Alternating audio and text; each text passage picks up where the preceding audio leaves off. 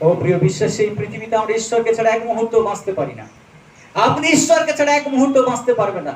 ঈশ্বর আপনার শ্বাস বায়ুকে নিয়ে নেয়, আপনার পরিবার, আপনার চাকরি, আপনার ঘর, আপনার সংসার, সমস্ত কিছু শেষ। কেউ আপনাকে ছিনবে না, আর একদিন এই জগৎ আপনাকে ভুলে যাবে।